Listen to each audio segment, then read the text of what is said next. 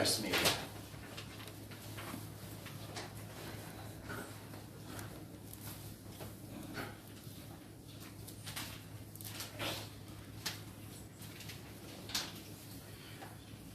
빌립보서 1장 27절 28절 말씀을 함께 읽겠습니다. 같이 하셨으면 함께 읽겠습니다. 시작. 오직 너희는 그리스도의 복음에 합당하게 생활하라. 이는 내가 너희에게 가보나 떠나 있으나 너희가 한 마음으로 서서 한 뜻으로 복음의 신앙을 위하여 협력하는 것과 무슨 일에든지 대적하는 자들 때문에 두려워하지 아니하는 이 일을 듣고자 함이라. 이것이 그들에게는 멸망의 증거요 너희에게는 구원의 증거니 이는 하나님께로부터 난 것이라. 아멘. 아멘. 우리 앞뒤 좌우 옆 사람과 이렇게 인사하겠습니다. 당신은 정말 복 있는 사람입니다. 당신은 꽃보다 더 예쁩니다. 멋있습니다. 이렇게. 꽃보다 더 예쁩니다. 복 있는 사람입니다. 네.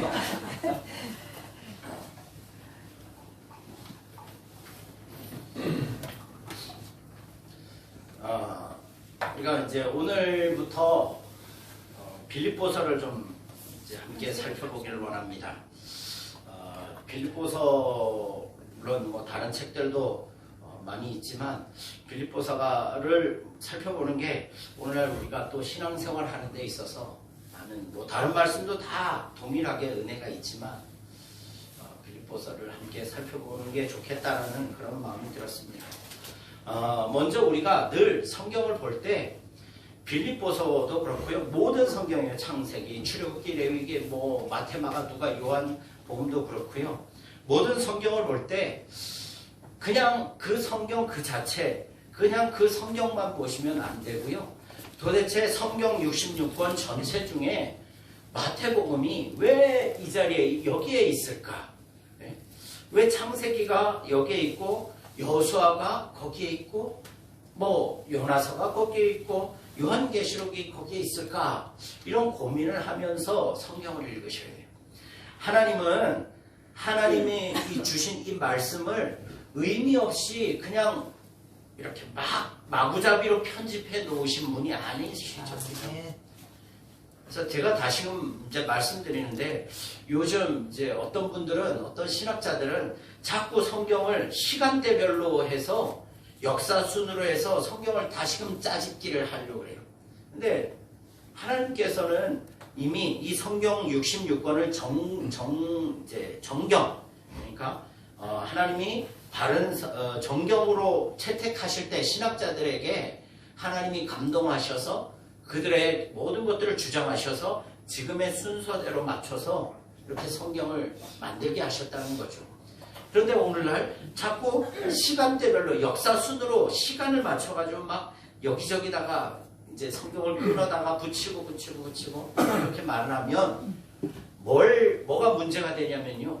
하나님이 애초에 뜻하시고 의도하시고 이 성경의 순서와 성경의 내용들을 통해서 우리에게 해주시고 싶었던, 보여주시고 싶으셨던 하나님의 뜻, 하나님의 의도를 제대로 발견할 수 없게 되는 거죠.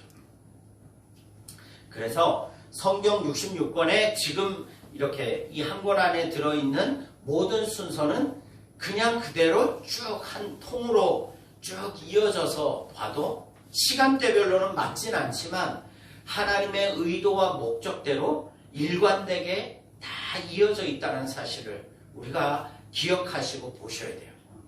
자, 그리고 빌립보서를 이제 우리가 살펴보는데 빌립보서도 마찬가지입니다. 우리가 빌립보서를 볼 때 도대체 빌립보서가 성경에서 어디에 위치해 있는가를 우리가 알아야 돼요. 네. 그냥 그 내용만 보시면서는 안 되고요. 왜 빌립보서가 에베소서 뒤에 있을까? 왜 골로새서 앞에 있을까? 이런 것들도 생각해야 되고요. 아니 빌립보서를 맨 앞에 신약의 맨 앞에 둬도 될 텐데 왜 굳이 이렇게 중간에 두셨을까? 네, 다 의도와 목적이 있다는 거죠. 그래서 오늘은 빌립보서 첫 시간으로 뭐를 하냐면요. 이 빌립보서를 통해서 하나님이 우리에게 무엇을 가르쳐주고 무엇을 말씀해 주시려는지를 살펴보도록 하겠습니다. 자, 먼저 우리가 살펴볼 것은 성경에서, 성경이라는 전체 그 하나의 그림으로 보자면 하나의 그림에서 빌립보서가 도대체 어디에 위치해 있는지를 보셔야 돼요. 여러분, 제가 이제 성경책이란 어떤 책이냐라고 수도 없이 말씀드렸어요. 그죠? 몇 년째 계속해서 말씀드리는데 성경은 무슨 책이다? 계시의 책이다. 그죠? 계시의 책. 계시가 뭐라고 말씀드렸어요? 열어서 10개자 보여줄 시. 열어서 보여주는 거예요. 그러면 이 성경책은 무엇을 우리에게 열어서 보여주길 원하는 걸까요? 그죠? 하나님에 대해서 열어서 보여주는 것이 계시의 책이에요. 예, 이게 너무 중요해요. 우선순위가 바뀌면 안 됩니다. 사람의 구원이 먼저가 되어서는 안 돼요. 이 성경책은 하나님이 어떤 분이신지를 열어서 보여주고 그 하나님을 보고 어떻게 하기 위해서? 믿게 하게 하기 위해서. 예, 그러기 위해서 우리에게 성경책을 주신 거예요. 예, 그걸 기억하셔야 돼요. 그래서 성경은 하나님의 실존, 하나님은 살아계시다, 참신으로 살아계시다라는 것을 확증시켜 주시기 위한 계시의 책으로 우리에게 주셨다는 거예요. 그래서 요즘 이제 성경책을 윤리 도덕적인 교과서로 해석하려는 사람들이 너무나 많아요. 그렇게 이제 자유주의자들이 자유주의 신학을 하는 사람들이 주로 그래요. 그러니까 우리 인생들에게 이 성경을 쭉 읽으면서 우리 인생들에게 유익이 되는 글들, 참 좋은 글들, 도전이 되는 글들에 대해서는 그걸 발췌해서 쓰지만 성경에 나와 있는 기적과 이사들, 예수님이 무리를 걸으시거나 아니면 요단강을 뭐 이렇게 이스라엘 백성들이 마른 땅을 건너거나 이런 기적들에 대해서는 뭐 하는 거예요? 인정을 안 하는 거예요. 그래서 자유주의 신학자들이 그렇게 하고 있어요. 그런 기적들은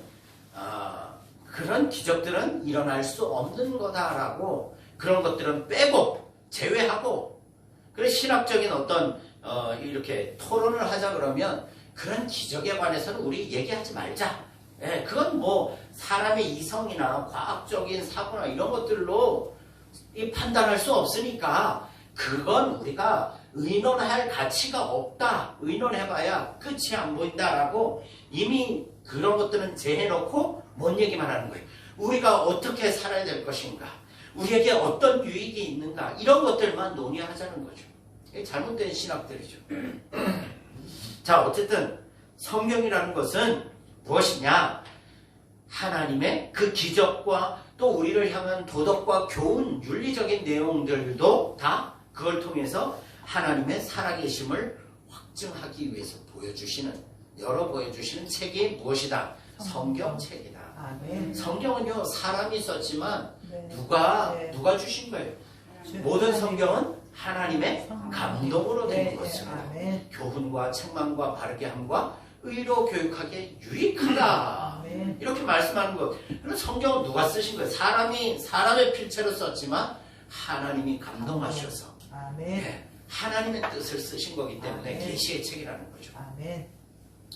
자, 그러면 여러분 이걸 이제 생각하셔야 돼요. 확증이라는 말, 확신이다, 확증한다, 확증한다, 확신한다라는 말 이제 하면 어떤 사람이 어떤 진리나 어떤 사실에 대해서 확신을 가지게 될 때, 저게 맞아라고 진리에 대해서 확신을 가지게 될 때가 언제냐면요, 바로 이런 확신이 드는 때는 이론과 이론이죠. 이론이나 사상과 그리고 실제가 이론과 실제가 맞아떨어질 때 사람들은 그것을 뭐라고 말하냐면요, 진리라고 말해요.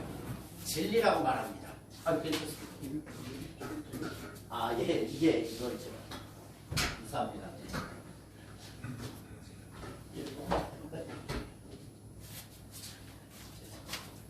이게 봤어야 되는데, 사람들은 어떤 진리에 대해 확신을 가질 때는 그 이론과 그 실제가 맞아떨어질 때 그걸 진리라고 인정을 하는 거예요. 자, 예를 들겠습니다. 예전에 하늘을 날 수 있는 비행기를 이제 예를 들자면 사람들은요, 예전에는 어떻게 사람이 하늘을 날 수가 있어? 그 일은 절대 불가능하다. 있을 수 없는 일이다. 이렇게 확신을 했어요, 사람들이. 자, 그래서 어떤 사람들이 이제 그 누구죠? 레오나르도 다빈치라는 사람도요, 이 비행기에 대해서 그 설계한 게 있어요. 이 사람이 하늘을 날 수 있는 물건에 대해서 비행체에 대해서 설계를 했는데 사람들은 어떻게 그럴 수 있어? 그건 이론이고 실제로 사람이 날 수가 없어 라고 사람들은 그것이 불가능한 이론에 불과하다라고 하면서 무시하고 외면을 했어요. 어떻게 사람이 날아? 그럴 순 없어. 그런데 어떤 일이 벌어졌냐면요, 1891년에 처음으로 사람이 이렇게 이제 독일의 오리엔탈이라는 릴리엔탈이죠. 죄송합니다. 오토 릴리엔탈이라는 사람이 1889년에 처음으로 이 기계, 그러니까 이 이론을 뭘 했냐면 실제로 만들어서 활강했어요. 활강이라는 건 뭐냐면요, 그러니까 우리 저기 뭐죠? 여기 무슨 산이죠? 제가 활공장이잖아요. 그죠? 갑자기 그 활공장에서 사람들이 낙하산 타고 막 다니잖아요. 동력 없이 뛰어내리는 사람 있잖아요. 그러니까 그런 것과 같이 그냥 오래 날 수는 없지만 날개를 펴서 이렇게 날 수 있다는 것을 이 독일의 오토 릴리엔탈이라는 사람이 보여줬어요. 그 다음에 1903년에 우리가 잘 아는 정말 동력으로 인해서 사람의 힘이 아니라 바람에 전적으로 의존하긴 하지만 동력을 달아서 처음으로 비행을 한 사람이 누구냐면 바로 라이트 형제라는 사람이죠. 이 사람들이 첫 동력 비행을 성공을 해서 사람들이 이제 우와! 1903년에 라이트 형제가 실제로 하늘을 나는 것을 보여주니까 사람들이 야, 정말 사람은 하늘을 날 수 있구나. 그에 대한 진리에 대한 확신을 가지게 된 거죠. 그죠? 이론에서 그쳤다면 확신을 가질 수 없는 거예요. 또 실제만 있다 그래도 또 확신을 갖기 어려워요. 이론과 실제가 딱 그대로 이루어졌을 때 그것이 진리가 되고 확신을 가지게 되는 게 이게 사람의 이 뇌구조입니다. 사람의 구조예요. 보고 믿는다.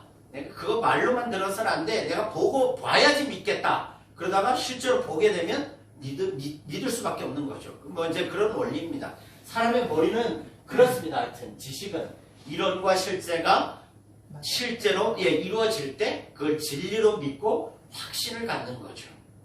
그것과 마찬가지입니다. 우리가 뭐 코로나 때도 마찬가지죠. 코로나 백신이 막 개발되어지고 이렇게 하면 코로나를 잡을 수 있다, 치료할 수 있다라고 그렇게 얘기하지만 실제로 그거를 사람들한테 시험을 해서 그것이 정말 코로나를 억제하고 더 이상 확산시키지 않는다라는 것에 대해서 실제가 되면 저 약은 무슨 약이다. 코로나를 치료할 수 있는 치료제다. 저 방법은 이라고 확신을 가지게 되는 거죠. 그것과 마찬가지입니다. 자, 성경도 마찬가지예요. 여러분, 성경은 어떻게 이루어져 있습니까? 성경은 크게 두 부분으로 나눠져 있어요. 그죠? 약속으로 나눠져 있는데 두 부분인데 하나는 구약. 구약이고 하나님은 신약입니다. 신약. 성경은 크게 보면 구약과 신약으로 이렇게 나눠져 있어요. 자, 구약은 뭐냐면요. 옛 약속이에요. 옛 구자, 옛 약속이고 신약은 새로운 약속이라는 의미입니다. 새 언약, 새 약속이라고 말하는데 쉽게 이제 이걸로 표현하자면 구약은 이론에 가깝다라고 말씀드릴 수 있는 거예요. 우리가 믿음을 가지는데 하나님에 대한 확신을 가지는데 구약은 이론을 제공해 준다라고 말하고 있어요. 그래서 구약은 계속해서 뭘 말하고 있는 거예요? 하나님이 뭘 주시겠다? 복 주시겠다. 하나님의 창세기 1장부터 나오죠. 그게 복이 뭐다? 하나님의 나라를 주시겠다. 하나님은 약속을 해주셨어요.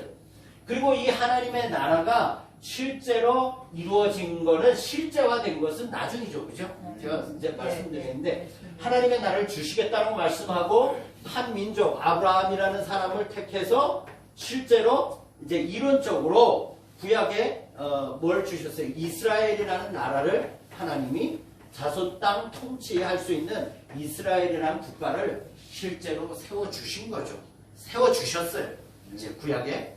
그렇게 세워주시면서 뭘 하나님은 약속해 주셨냐면, 이제 이 나라, 이론이 아니라 실제로 이것이 이 땅에 이루어질 것이다. 그것을 이루기 위해서 누굴 보내시겠다? 메시아. 메시아를 보내주시겠다라고 그렇게 약속을 해주셨어요. 그래서 구약은요, 계속해서 이걸 복을 이룰 메시아를 너희에게 보내주겠다라는 이론을 계속해서 말씀하시는 거예요. 여러분, 지금 이스라엘이라는 나라는 엄밀히 말하면 개신교가 아닙니다. 여러분들, 우리가 믿는 예수님을 믿지 않아요. 그들은 메시아니 유대교를 믿는 사람들이에요. 이스라엘 사람들은 기독교인들이 아니라 유대교인들이에요. 유대교인들. 우리하고 신앙이 틀립니다. 이스라엘 사람들은 다 예수님을 믿을 것 같죠. 예수님 믿지 않습니다. 어쨌든 그 사람들은 아직도 메시아가 이 땅에 오지 않았다라고 믿어요. 유대교인들. 자, 그런 이제 메시아에 대한 이론이 있었는데, 신약에 이제 이것이, 이 약속이 뭐가 되는 거예요? 실제가 되는 거예요. 이 이론들이 실제가 되는데, 그 핵심에는 누가 있는 거예요? 예수 그리스도가 있는 거예요. 예수 그리스도께서 약속하신 대로, 이 이론대로 이 땅에 뭐 하신 거예요? 성육신 하신 거예요. 메시아로 이 땅에 성육신 하셔서 오신 분, 그분이 오셔서 하신 일이 뭐냐? 바로 하나님의 구약에 이 약속하신 것들을 이 땅에 실제로 성취하는 거예요. 그래서 제가 구약은 뭐라고 말씀드렸냐면 언약이고 신약은 성취라고 말씀드려요. 이해가 가시죠? 성경은 이렇게 구성되어 있는 거예요. 예수님이 오셔서 뭘 성취하셨어요? 바로 하나님이 약속하신 복을 이 땅에 이루어 놓으신 거예요. 완성하신 거예요. 그래서 예수 믿는 순간 여러분들은 어느 나라의 백성이 되는 거예요? 하나님 나라의 백성이 되는 거예요. 죽어서, 장차 여러분들이 죽어서 가는 나라, 그 말도 맞긴 맞지만 여러분들이 살아서 지금 예수님을 믿기만 하면 그 순간 그 사람은 어느 나라 사람이 되는 거예요? 하나님 나라의 백성이 되는 거예요. 여러분들은 이미 육신은 이 세상에 살고 있지만 여러분들의 영혼은 어디에 소속된 사람들이에요? 하나님의 나라에 소속된 사람들이에요. 이 정체성만, 자, 그건 좀 제가 말씀드리고요. 그래서 이론과 실제가 실제로 이렇게 이루어짐을 통해서 우리가 믿음, 진리를 온전한 믿음 가운데 서게 되는 거예요. 확신을. 하나님은 정말 살아계셔서 약속하신 대로 진짜 다 이루시는 하나님이네. 그 하나님 살아계시네? 이걸 확신시켜주는 거죠. 이게 성경의 내용입니다. 자, 성경의 내용인데 이제 중요한 건 뭐냐면요, 이 진리를 분명하게 우리가 알고 있으면요, 이제 세상에서 뭐 어떻게 살아갈 수가 있어요? 두려울 게 없는 거예요. 그게 믿음의 힘인 거예요. 자, 그걸 이제 빠져나가면 안 되고요. 그래서 예수님께서는, 이게 중요한 거예요. 빌립보서의 위치를 제가 설명하고자 하는 거예요. 자, 예수님이 성육신 하셔서 이 땅에 오셔서 약속을 성취하셨다. 그걸 어떻게 믿을 수 있느냐? 그거를 증명하는 게 뭐냐면요, 사복음서예요. 사복음서는 누구에 대한 이야기예요? 예수님에 대한 얘기잖아요. 자, 봐라. 태초의 어디죠? 마태복음 1장 1절 말씀을 보면 이렇게 말씀하고 있어요.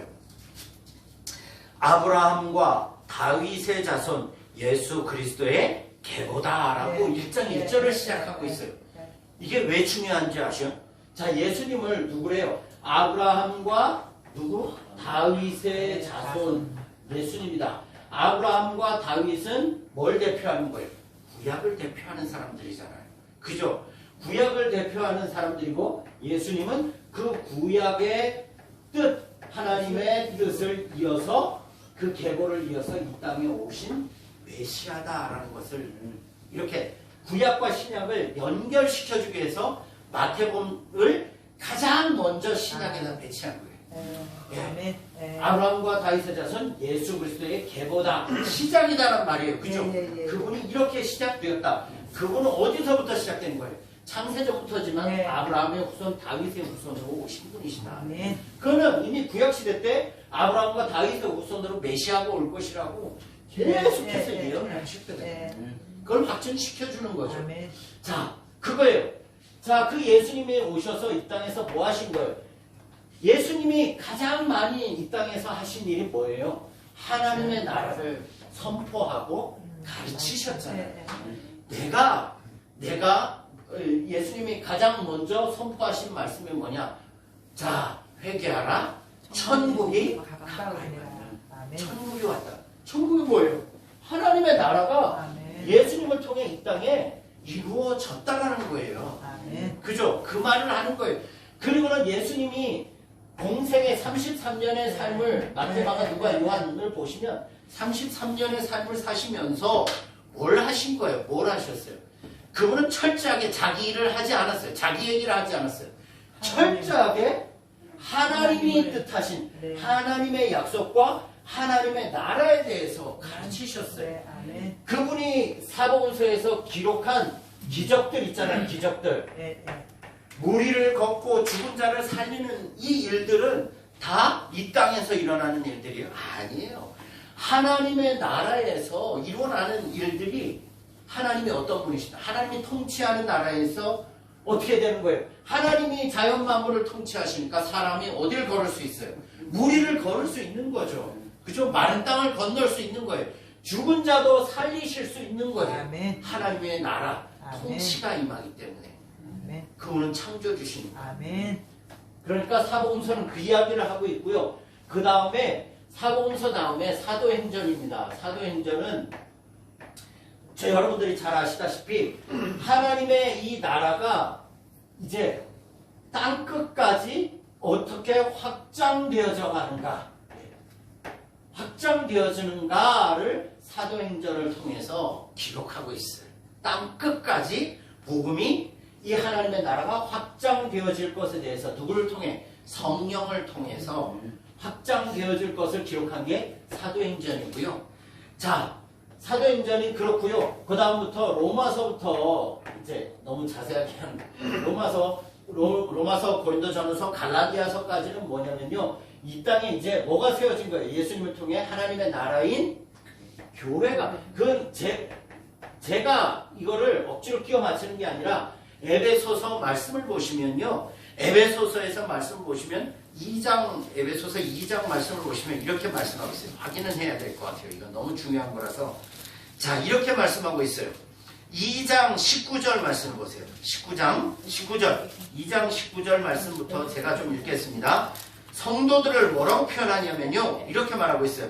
그러므로 이제부터 너희는 외인도 아니요 나그네도 아니요 오직 성도들과 동일한 시민이요 하나님의 권속이라.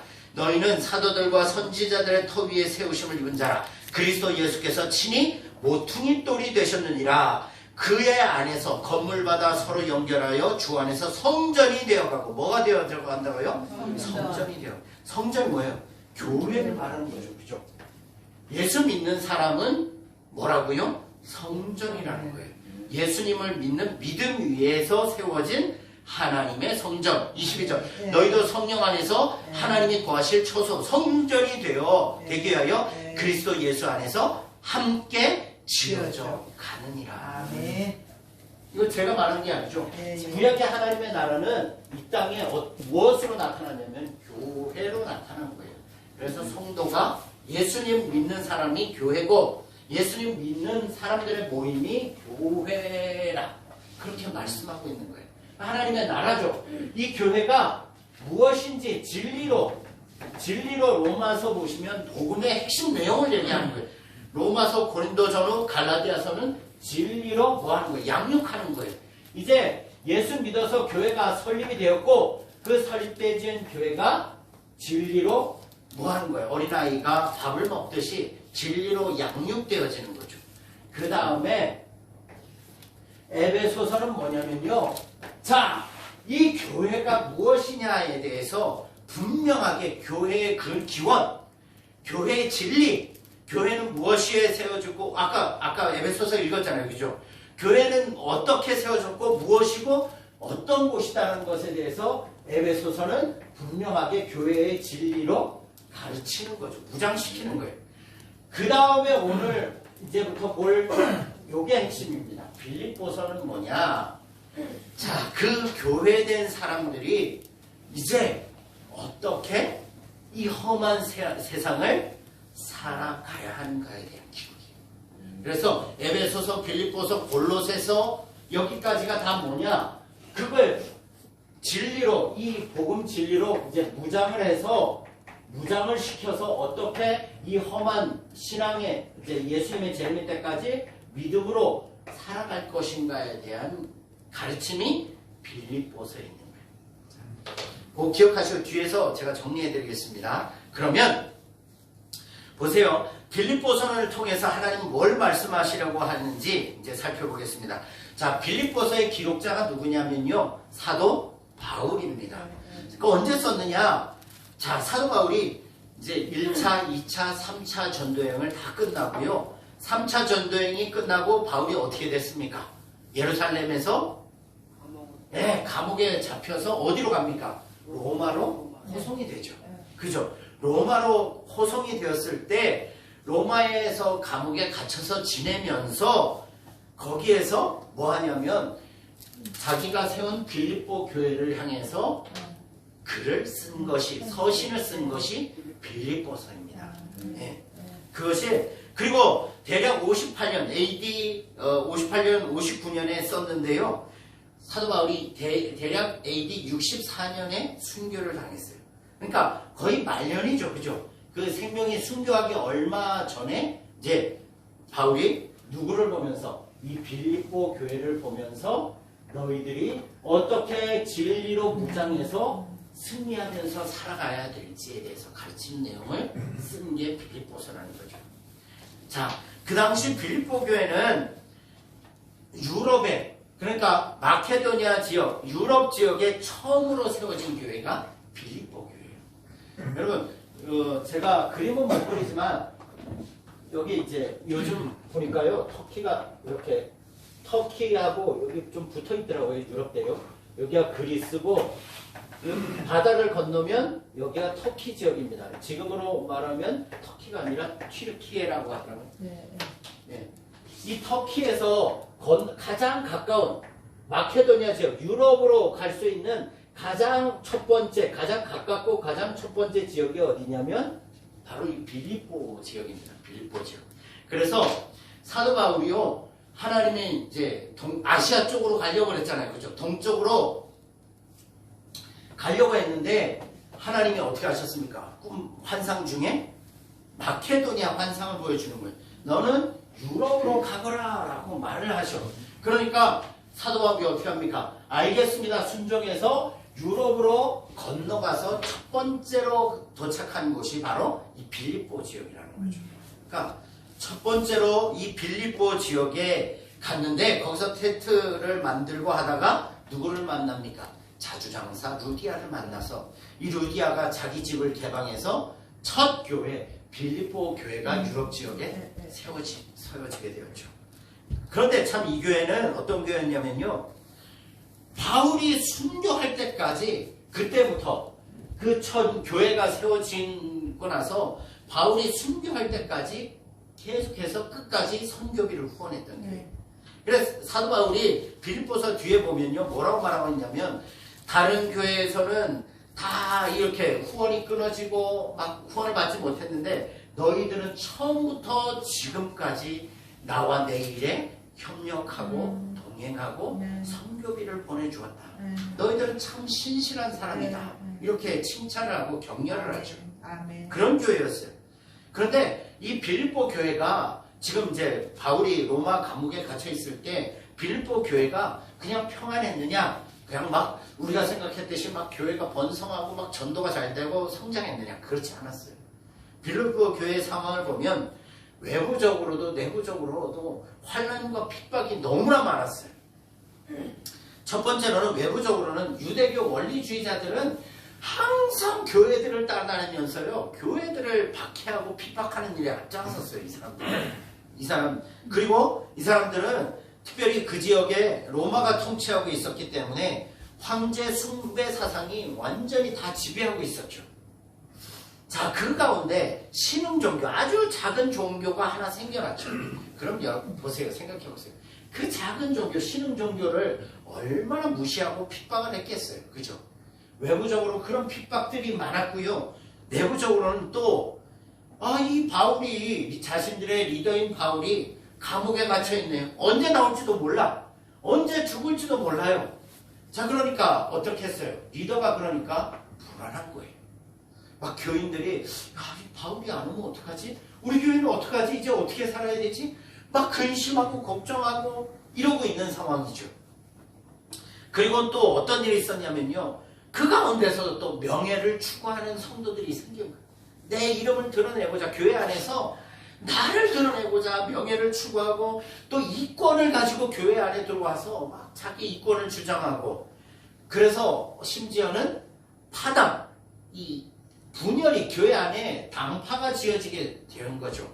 그런 당파가 막 갈라지는 조짐이 보이기 시작하고, 더 나아가서 이 유대교 원리주의자들이 교회 안에 들어와서 계속해서 너희들은 잘못됐다고, 예수는 메시아가 아니라고 자꾸 혼란을 주는 거죠. 자, 여러분, 이런 어려운 상황 가운데 있는 거예요. 이러한 상황을 보고받은 바울이 어떻게 했어요? 마음이 걱정이 되죠. 그죠? 그래서 야, 안 되겠다. 이 빌립보 교회를 어떻게 해야 되겠다? 무엇으로? 복음의 진리로 다시금 무장시켜야 되겠다. 그 마음이 든 거죠. 그래서 그 복음의 진리로 무장시켜서 이 어려움들을 이겨나갈 수 있도록 위로하고 격려하는 서신이 빌립보서. 아멘. 네. 그래서 빌립보서의 주제는 뭐냐면요. 우리가 읽었죠. 27장 28절, 27절, 28절.